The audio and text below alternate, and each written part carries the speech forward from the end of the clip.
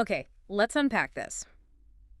Imagine, if you will, that hum of anticipation, that sharp scent of shuttlecocks flying, the roar of the crowd. We're in Hong Kong. One of the most dynamic cities, for sure. Absolutely. And this Tuesday, September 9th, 2025, the Super 500 badminton tournament kicks off. Right. We're doing a deep dive today into the Indian contingent, their whole journey. The legends, the rising stars. Exactly. The strategy, the stories, the passion. It's not just about scores, is it? No, not at all. Yeah. And what's fascinating here is, okay, Hong Kong Super 500, it's mid-tier on the BWF World Tour schedule. Drastically, yeah. But for these Indian players, its significance feels much, much bigger. A real proving ground. Definitely. It's a chance to grab a title, sure, but also to build that crucial momentum. You know, points, confidence for what's next. Every match counts. It really sets the stage. And leading that charge, undeniably, India's badminton darlings, Satwiksairaj Rankireddy and Chirag Shetty. SatChi. World number 3. They've just been India's most consistent, most electrifying pair all season, really. And that recent bronze at the 2025 Worlds in Paris, their second one. Incredible achievement for doubles. But what really stood out for me, and I think for a lot of fans, was that quarterfinal win in Paris. Against the Malaysians, Yeah. Chia and So. Yes, the same pair who knocked them out of the 2024 Olympics. Talk about sweet redemption. Oh, absolutely. That wasn't just a win, that was a statement. Huge psychologically. Totally. So looking ahead here in Hong Kong, they're world number 3, but seeded 8th. Yeah, which means their start isn't exactly a walk in the park. Right. They open against Chu Sheng-chi, and get this, Olympic gold medalist Wang Qilin from Chinese Taipei. Wow. Okay. No easing into it then. None at all. It's an immediate test against a highly experienced, decorated pair. Their attacking style, Satwik's huge smashes, Honduras. and Chirag's super sharp net play. Okay. It's all going to be under the microscope from point one. And you mentioned adaptability being key. Crucial, especially in Hong Kong. Those indoor arenas, they're known for the drift. Ah, the drift. Always a factor. It really is. It changes how the shuttle flies, affects angles, touch shots, everything. You can't just rely on power. Adaptability and shuttle control are paramount. You can almost hear their strategy talks now, can't you? Exactly. And looking at their season, it has been impressive. Semifinals at the India Open, Malaysia, China, Singapore Opens. Very consistent at the big events. And they showed resilience too, remember? Some fitness worries earlier in 2025. Right, early in the year. But then that commanding win, 21-17, 21-15, over the world number 1 Malaysian pair, Go and Izzuddin, at the Singapore Open in May. That was something. A real masterclass. Showed their tactical strength. But then again, shows how tough it is at the top. That recent quarterfinal loss at the Macau Open Super 300. To Chumhan Jian and Haikal Mohammed, yeah, fine margins. It just highlights their hunger, doesn't Okay. it? For more momentum, another title to add to those 2 French Open wins. What drives them, do you think, after so much success? Is it validation? That's a really interesting question. I think for a pair like SatChi, it's less about validation now and more about legacy, pushing limits. Cementing their place. Exactly. They want consistent dominance. That Macau loss, while maybe frustrating, it's also a reminder. No guarantees. Keeps them sharp. Keeps them sharp. Forces them to adapt. Maybe even try new things, especially with that Hong Kong drift. Maybe we'll see more variation, less outright power sometimes, more tactical play. Fascinating. Okay, shifting gears from doubles to singles. PV Sindhu. A legend, truly. The name is just synonymous with Indian badminton, isn't it? 5 world championship medals, 2 Olympic podiums. Incredible. Unbelievable record. And we saw flashes of that vintage Sindhu at the Worlds in Paris, that aggressive, attacking game. Yeah, her match against Wang Zi. Evolution, just pure power. Even though she went out in the quarters, that match was a statement. It really was. Showed what she's still capable of. So here in Hong Kong, first round is Line Kristoffersen from Denmark. Does Sindhu's experience just give her the clear edge here? Well, on paper, yes. Right. Her power, her experience, Yeah. it should be the difference. But, her season's been a bit mixed. Flashes of brilliance, but some inconsistency. Exactly. Promise and frustration. At 30, she's still absolutely formidable, but maintaining that peak level consistently across matches, that's the challenge, isn't it? The mental grind. And maybe some tactical adjustments. Not just relying on the big smash, but the build-up, the defense. Hong Kong's a perfect chance to fine-tune that. Build confidence. Precisely. A deep run here would be huge for her rhythm heading into bigger events. Okay, from one icon to another veteran fighter. HS Prannoy. Prannoy. The grinder. That's the word. 2023 world's bronze medalist. Just that never say die attitude. Oh. Always leaves it all out there. Total commitment. But he's got a really tough first round. Japan's 5th seed, Kodai Narioka. Oof. That's a brutal draw. It makes you think back to that Paris Olympics match, right? Pushing Anthony into the absolute limit. An epic battle. That's Prannoy. So how does he, at 33, tackle someone like Narioka, whose style is just relentless retrieving? That's the million-dollar question.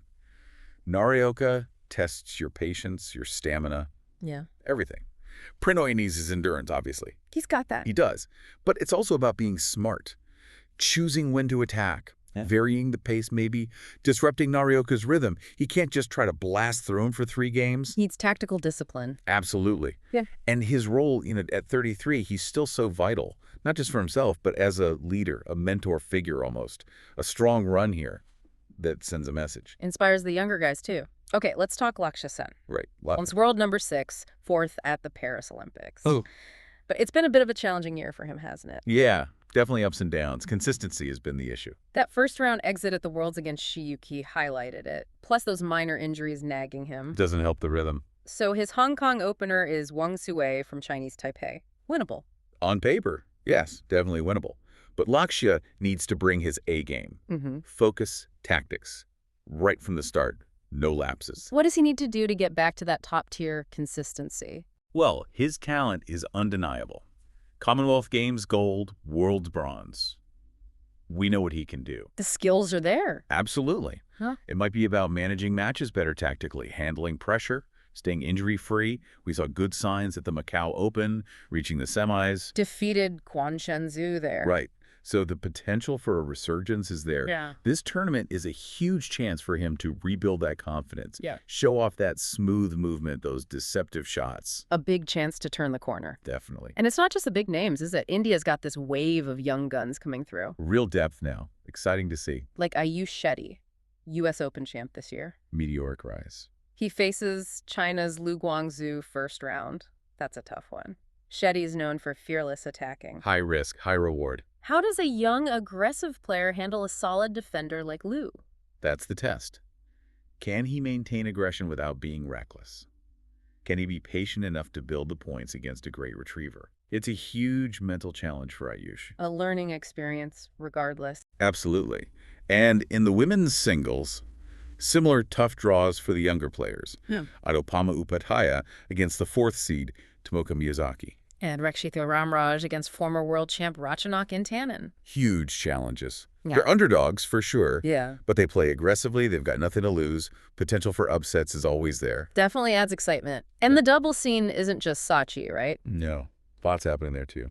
Dhruv Kapila and Tanisha Crasto in mixed doubles, they reached the world champs quarters, which was impressive. Showed great potential as a pair. Dynamic. They faced Chen Chengquan and Xu Yinhui from Chinese Taipei. Right. Good chance to build on that world's run. Right. Prove it wasn't a one-off. And the qualifiers. An all-Indian clash. This is juicy. Who is it? Former world #1 Kidambi Srikanth. Okay. Against Tharun Manipali, the youngster who made the Macau Open semis. Wow. That is intriguing. Experience versus youth. What's at stake there? More than just a main draw spot. Oh, for sure. For Srikanth, it's about showing he's still got it, clawing his way back. For Manipali, huge chance to beat a legend, make a statement. Massive pressure on both. And Kieran George, Sankar Mathusami Supermanian, also in qualifiers. Yes. That depth is really showing. Talent pushing through. So, zooming out, what does this Hong Kong tournament mean in the grand scheme for Indian badminton? It feels like a really important staging post. More than just points and prize money. Yeah. And there's that huge news too, right?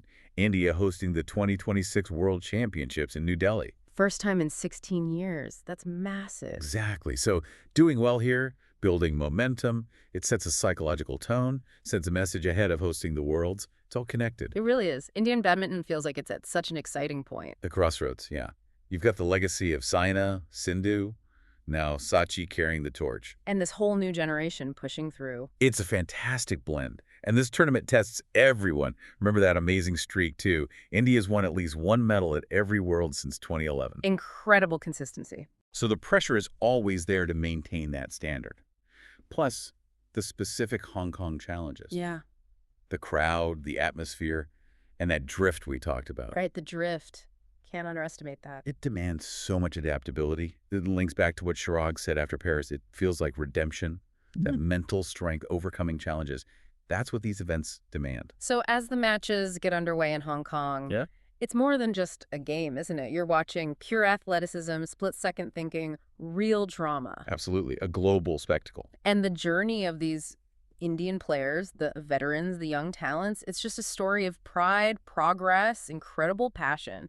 Whether you're a hardcore fan or new to badminton, it's going to be thrilling to follow. Definitely worth watching. This deep dive really captures that surging spirit in Indian badminton right now. And maybe it raises a question for all of us, beyond the badminton court. In our own lives, our own goals, what are our Hong Kong Super 500s? The smaller battles. Yeah, those steps, those challenges along the way.